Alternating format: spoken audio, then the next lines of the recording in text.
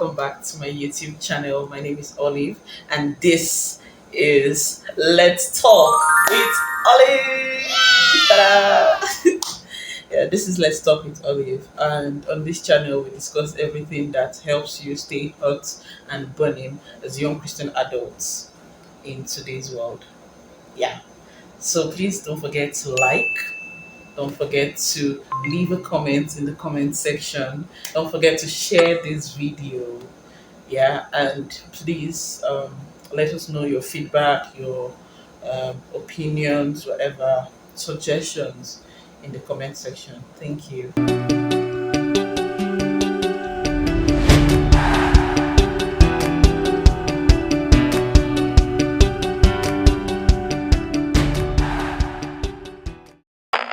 I just remembered something a few hours ago, how growing up as a young girl, and I really loved writing. I loved reading, and one of the books that I will never forget that I enjoyed reading was Purple Hibiscus by Chimamanda Adichie. And I got so inspired by it when I read the author's story. So those of us that we don't just read the contents, we read the container, read the package, read the back of the book, read the about, and then I um, also have a father who is very, very, very much interested in literature. And so he told me about Chimamanda's story. Now, as beautiful as her story was, she starting early, wrote her first book, I think at 16 or 15, can't remember now. And it was so beautiful. I remember telling myself that I wanted to be the youngest writer, the youngest female writer. It was an undue pressure. So I remember what- I think I was 8 years old or 9 when I gave myself that commitment, and I tried, guys. I tried to keep up. I tried to do it. I can't tell you how many novels I wrote that I never finished. How many storybooks I wrote that never saw the light of day. I mean, come to think of it now, there are a lot, especially when I now got to JS1. I had a lot. I had a lot. I even created used carton to create hardcover. Ah, my God. Thinking about it now, it sounds very funny. And I wish that there was a way I could bring out the memories in my head and describe it perfectly to you all right now. But let's just leave it where it is. The point of this story was that I was so interested in somebody else's life. I was so inspired by her life that I wanted to be like her and even better, because I wanted to start out even younger than she was. And I gave myself a goal. I set a goal in my head, right? But that gave me so much pressure. That put me under so much pressure. I was doing everything to make sure that I still became a writer at that age. And so the older I grew, and imagine at 10 years old, I was feeling bad that I had still not written my first book.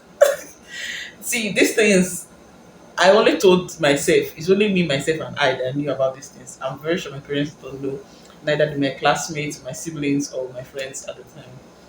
It was just myself. I gave myself this goal, and so I grew as I was growing older, and these stories were not, I couldn't finish them, maybe because of intro tech assignments, or what we call basic tech today, or basic science. I could not finish my assignments. I had lesson. I'm the first child, so many responsibilities at a young age, and yet I was still adding, I want to write my first book.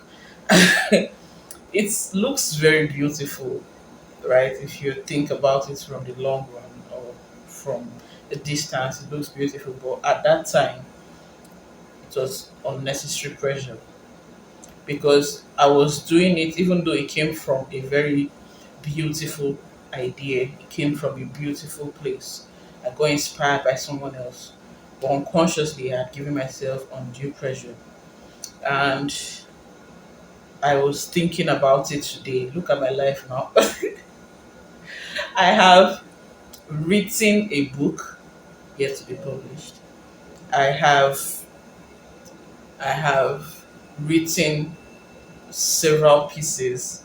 I can't even put a number to it right now. So many pieces. I became a poet. I became very good literally, right? And all of that. And when I was achieving these things, I was not even thinking about my initial goal. I became much more than the goal I set for myself when I decided to let go, and I decided to reduce the pressure on myself.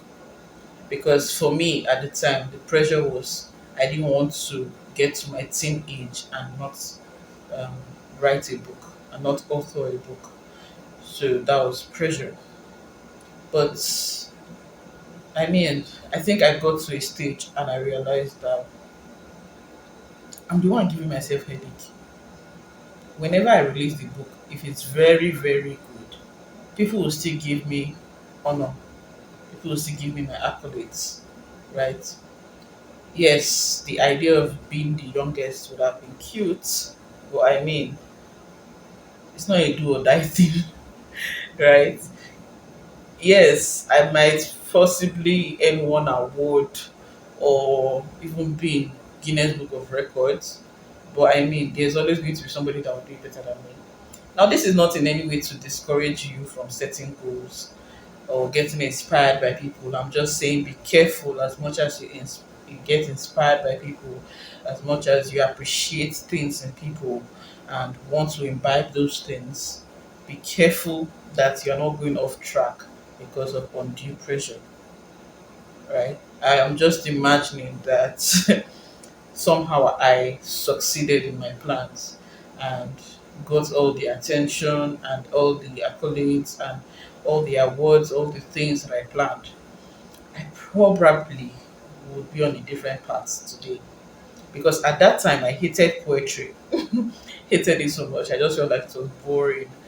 I mean, from all the prose books we read, all the poetry books we read, all the poems, they were just so I mean, it was just more of rhymes and repetitions and stuff like that. I never saw myself going to be becoming a poet at any time. But see me today, I did my first spoken words, um, I think 9 years ago now, right? I don't know. 2016 was when I did my first spoken words poetry. And I have taught people spoken words poetry. I've coached people spoken words poetry. I've been on so many stages, literally, um, via poetry. All of this is to relate it to our goals, even physically and in our spiritual environment, right?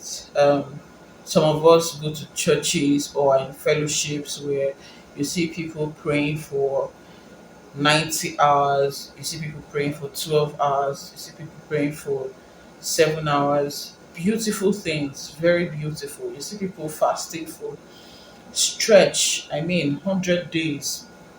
These are very good, right? But then you have to be careful that the reason you are doing this thing is not to outshine somebody else. Because that was my goal. It's not to outshine somebody else. It's not just to be recognized for that thing. But you have to be sure that you are growing through these things. The number one aim should be growth. It should be how this thing you are involving yourself in is affecting you, is affecting your life. That should be more important than the idea of becoming um, a force to reckon with. I don't know if you get what I'm saying. Some of us struggle in our relationship with God because we are trying to hit 12 hours, we're trying to hit 7 hours, we're trying to hit 15 hours or whatsoever, copy other people, and we're not really doing it to spend time with God. We're not doing it to enjoy fellowship with God. So we're suffering undue pressure, and then God is trying to communicate with you, but you just want to keep speaking in tongues for all these hours. It is as beautiful as it might look or sound. It is a waste of time. It is you going through unnecessary pressure. I mean, pressure itself can push you to do things. Let's look at it from the physical aspect, right? Say, um, I finally, or I struggled and struggled and struggled and couldn't get to do what I wanted to do at a young age. Say that I now go on to um, steal someone's work and say it's my name because of pressure, or steal somebody's idea and say it was me, written by me because of pressure, or you know, just do the most. I mean, many of us are suffering from pressures that nobody gave us. Young men that want to be rich quickly. You want to be the youngest billionaire. You want to be the youngest, I don't even know what to call you, right? You want to be a scientist at age 3. You see all those videos of those young professors that are like 8 years old and they're already teaching in the university, and you're like, what am I doing in my life? The most important thing is knowing what God would have you do per time and fulfilling it. That's the greatest achievement you can give yourself. Every other thing is just you trying to fulfill the desires of the flesh. That sounded harsh, but it's the truth. It's just pride of life. It's just for pride. What does God want you to do at this stage of your life? Are you doing it? These are the most important questions to me, in my opinion. So, if you didn't get anything I said today, get this. Don't give yourself pressure that nobody gave you, right? As beautiful and as inspiring as some of the videos you watch, maybe this video too, as some of the stories you read, stories you hear are, ensure that the reason you are doing this thing is for your growth in whatever aspects, spiritual, physical, financial, whatever, and not just because you want to outshine people, you want to outdo people, um, you want your you want to do past another person. Just ensure that you're doing what God will have you do. That's the greatest achievement, and that's the best thing you can do for yourself. Because yes, right now I know that part of the pressure for most of us young adults is time, time, time, time. We feel like we're getting older, we've not achieved things, we're not doing what we are supposed to do, we're looking at other people and like see what they did at their age. This clock that we're running against, we know that it will eventually run out. As sad as it might seem, what is most important is how you're preparing for eternity. How prepared are you for eternity? How prepared are you for eternity? Are you fulfilling the reason why you're on earth? Right? Are you? If God has called you to be the greatest writer on earth, and by that way you will win souls for Him, perfect, beautiful. If He has called you to be the youngest writer, oh, that's beautiful. Go ahead and do so. But if that's not what He called you to do, and you are pressuring or pressurizing yourself for that, anyways, I hope you got something. Thank you for watching. If you stayed up till this point, thanks for watching.